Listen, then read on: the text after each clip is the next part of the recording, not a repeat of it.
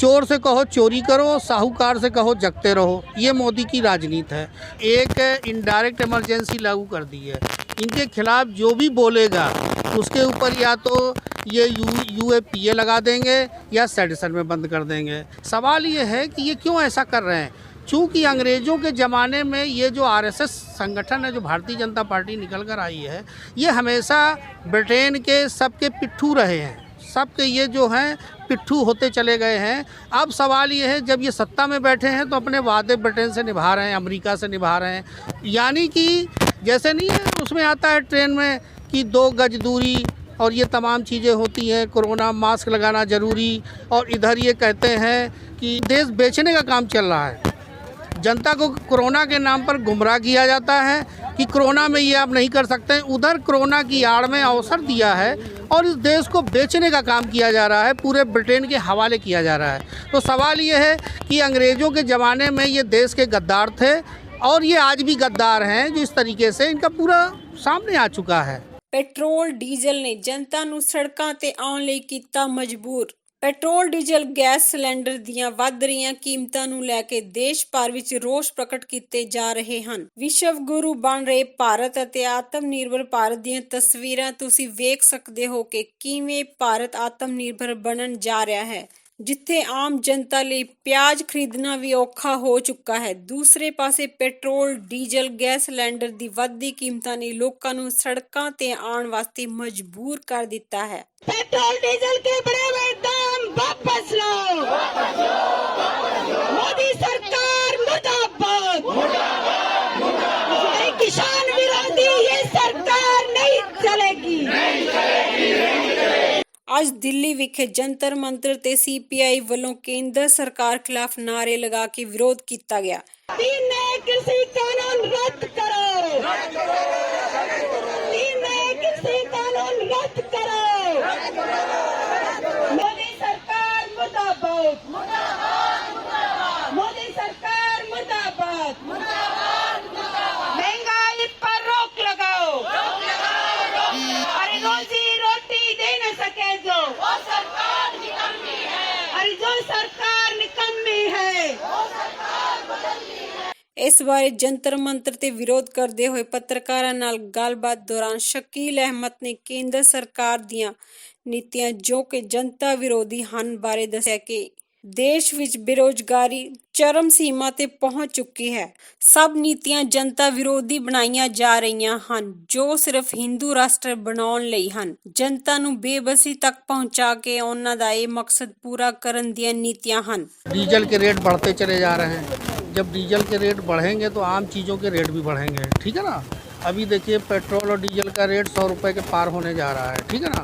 ये लगातार एक तरफ कहती है कि मैं जो हूँ यानी भारत को जो है विश्व गुरु बनाना चाहता हूँ, दूसरी तरफ जो हकीकत है तो भारत कहाँ जा रहा है सबके सामने नज़र आ रहा है। इस एग्रीकल्चर जो 3 कानून हैं, ये कानून बड़े ख़तरनाक हैं। प्राइवेट मंडियों को बढ़ावा दे रहे हो, जो गवर्नमेंट की सरकारी मंडी हैं वो धीरे धीरे ख़त्म हो जाएंगी। अब सवाल ये है कि ये एमएसपी की कोई गारंटी नहीं है। जब एमएसपी नहीं होगा, गवर्नमेंट की जो एफसीआई संस्था है वो गेहूं नहीं खरीदेगी तो इसका असर किससे बड़ा पीडीएस पर जाएगा। जो 2 रुपए किलो गेहूं अनाजों रेहड़ी पटरी वालों को मिलता है वो सब बंद हो जाएगा। जितने भी इन्होंने वादे किए हैं, किस कानून में वादे इनके खरे उतरे हैं। रोज़गार के साथ साथ तमाम इनकी मांगें थी। हर लोगों के खाते में जो है हम काला धन लाएंगे तो 15 लाख रुपए इनके खाते में जाएंगे। ये सब इनका फेल हो चुका है। हमारे देश की जनता को जागरूक होना पड़ेगा, मजदूर वर्ग को जागरूक होना पड़ेगा, और इसी के साथ इन्होंने 3 श्रम जो लेबर एक्ट हैं उसको भी ख़त्म कर दिया इन्होंने। अब सवाल ये है, जो मजदूर वर्ग के हित में जो कानून आए थे उस कानून को एकदम ख़त्म करते चले जा रहे हैं। अभी जैसे मैं दिल्ली प्रदेश रेहड़ी पट्टी पहुँचा हकर्स यूनियन का मैं जनरल सेक्रेटरी हूँ। अभी 100% ये FDI भी लाए हैं खुदरा व्यापार में। अब क्या है, इसकी मार रेहड़ी पट्टी में पड़ने वाली है।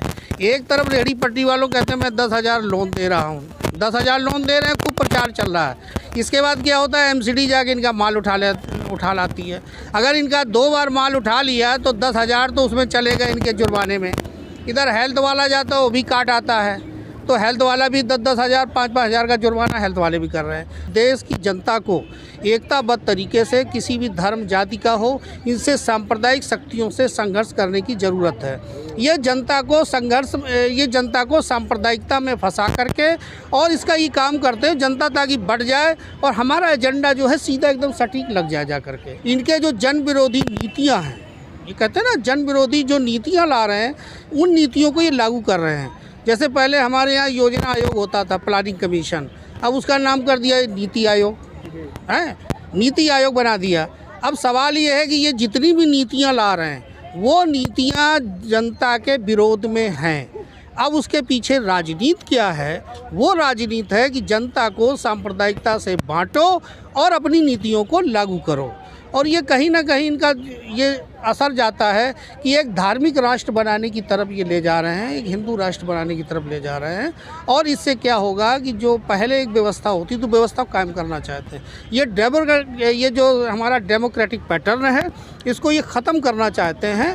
और पार्लियामेंट तो नाम मात्र की है, पार्लियामेंट कानून बनाता है, इम्प्लीमेंट नहीं होता है। अब एक तरफ आप महंगाई बढ़ाते चले जाओगे, अभी 50 रुपये सिलेंडर का रेट बढ़ाया इन्होंने, पेट्रोल का रेट बढ़ाया, तो इससे क्या है कि आम चीज़ें बढ़ेंगी।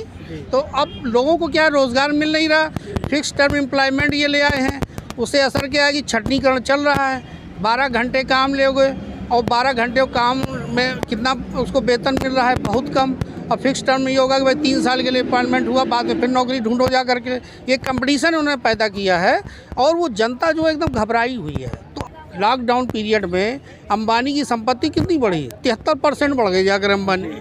एडोनी की 43% के लगभग बढ़ी जाकर के। कैसे बढ़ गई? लॉकडाउन में पूरी व्यवस्था जीडीपी माइनस में चली गई और -8, -7, 10 तक चली गई। और यहाँ तक कि इनकी कैसे बढ़ गई जाकर के जीडीपी, इनका ग्रोथ कैसे हुआ, इनकी प्रॉफिट कैसे हुई?